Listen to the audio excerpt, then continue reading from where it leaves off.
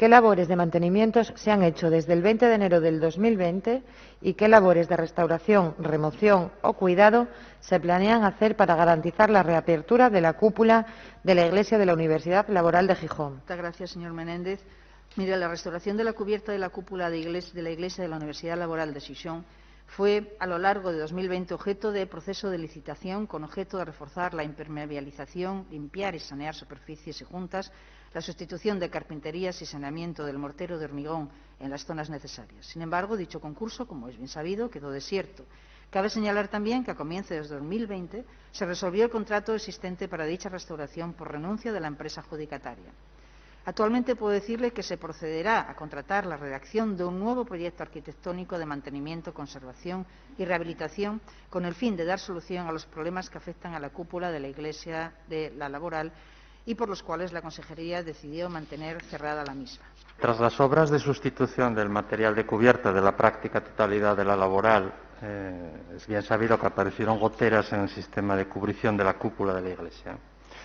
Estas filtraciones de agua no eran accidentes episódicos, sino que se agravaron con el tiempo, el agua se fue acumulando y deterioró los elementos sobre los que se estancaba o por los que discurría. Hay personas muy autorizadas, como Juan José del Coz, catedrático de Ingeniería de la Construcción de la Universidad de Oviedo, o como Vicente Díaz Faixat, uno de los arquitectos de mayor renombre de nuestra región, que llevan dando la voz de alarma hace años, especialmente por lo que se refiere a las orientaciones sur y sureste de la cúpula, que por su disposición padecen mayores dilataciones térmicas. Fue a partir del año 2015 cuando el proceso se visibiliza a medida que ciertos colectivos, sobre todo el de antiguos alumnos de la Laboral, hacen público el deterioro. Las manchas de humedad han crecido y afectado a más paños de cubierta. Los signos de fluorescencia en el ladrillo, el llamado caliche, son muy evidentes e incluso se recogen del suelo fragmentos de ladrillo que denuncian un evidente deterioro.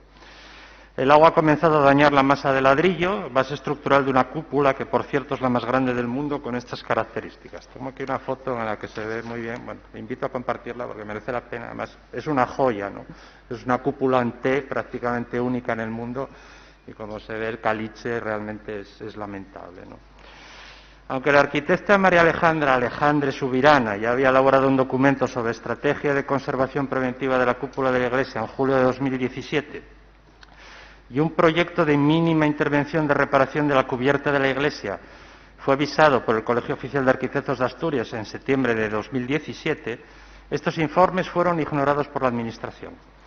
Como usted dice, no fue hasta comienzos de 2020 que el Principado realizó una inspección ocular y determinó la clausura del espacio con la prohibición de visitas. Es decir, transcurre al menos un lustro desde las primeras denuncias por parte de los antiguos alumnos y el cierre y preservación del espacio. En los documentos de 2017 ya se advertía sobre el debilitamiento de la estructura de ladrillo y el posible derrumbe tanto de la linterna como de la cúpula, a la vez que se reconocía que las nervaduras de ladrillo estaban afectadas por el agua que se filtraba por la cubierta, pero en ningún momento se profundizaba en la gravedad del asunto y solo se proponían pruebas petrológicas de texturas y colores, así como otras de carácter epiletial. Como usted también ha mencionado, cuando las obras salieron recientemente a licitación, no ha habido ninguna empresa que haya asumido el empeño de acometerlas. Yo creo que hay dos razones por ello. La primera es económica, y es que los precios de partida suelen ser inasumibles y exigen unas bajas enormes, que es lo que la Administración considera a menudo como una correcta gestión del dinero público.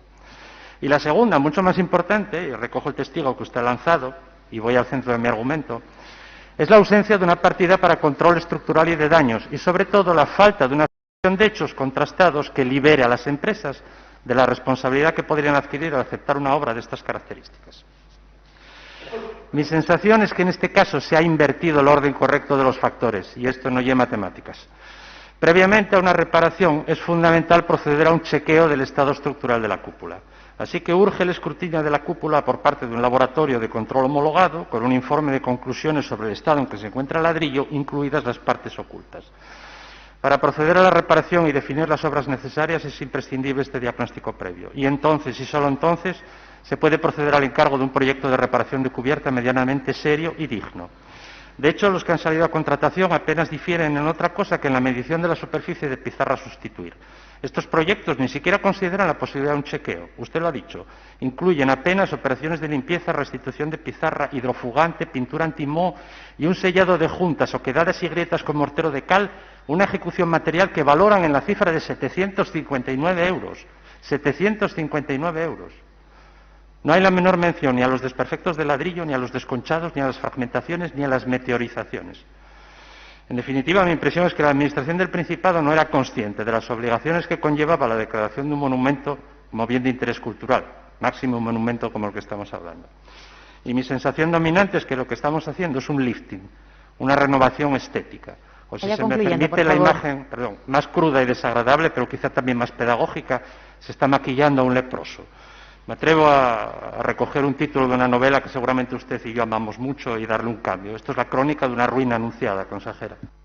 Gracias, señora presidenta. Gracias, señor diputado. Abundando en lo que exponía en mi primera intervención, hace un momento de decirle que a comienzos de 2020 se resolvió el contrato existente para la restauración de la cubierta de la cúpula de la iglesia de Laboral como consecuencia de la renuncia de la empresa adjudicataria de las obras al iniciar la intervención. Se inició entonces un nuevo proceso de licitación que se publicó en procedimiento abierto en el perfil del contratante de la Sociedad Pública de Gestión y Promoción Turística y Cultural el 3 de junio de 2020.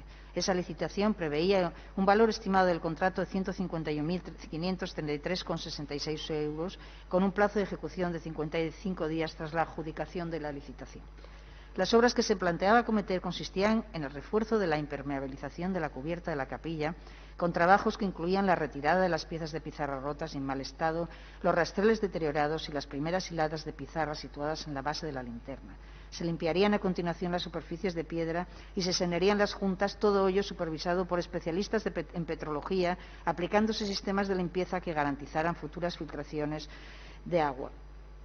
Se ha detectado que una gran parte de las filtraciones que se producen en la cúpula proceden del encuentro entre la linterna y la losa superior de hormigón de la cúpula, por lo que se proponía la utilización de un sellante a base de silicona con buena adherencia a materiales con distintos comportamientos y la limpieza total de ese espacio, pasándose a continuación a impermeabilizar grietas, juntas y oquedades del soporte de la piedra de la linterna, reponiéndose las hiladas de pizarra levantadas y sustituyendo las piezas deterioradas por otras nuevas, al igual que en el caso de los rastreles. También se preveía la sustitución de la carpintería de las ventanas de la linterna y ya en el interior del antiguo templo la limpieza de las nervaduras de ladrillo y el levantado de una cata de mortero para su análisis de composición, color y textura, con el objetivo final de sanear el mortero de hormigón de las zonas necesarias y la aplicación de un nuevo mortero con las mismas especificaciones que el actual.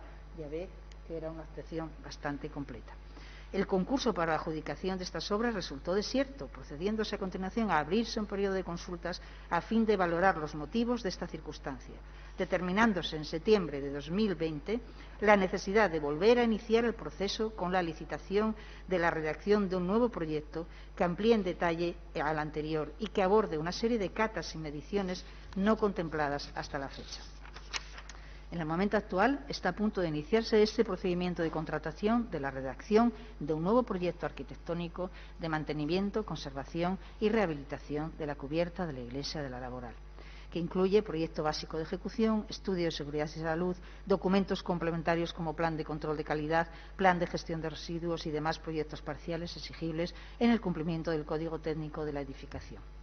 Igualmente, se habrán de realizar cuantas pruebas se consideren necesarias para la buena definición de la intervención a acometer en la cúpula, incluyendo un estudio y análisis del estado actual de la estructura de la cúpula, así como el levantamiento actual planimétrico de las áreas, edificios o elementos afectados y un reportaje fotográfico. El informe estructural de la construcción existente incluirá análisis y valoración relativa a la resistencia, estabilidad, adecuación, a la conservación y refuerzos necesarios si procediera.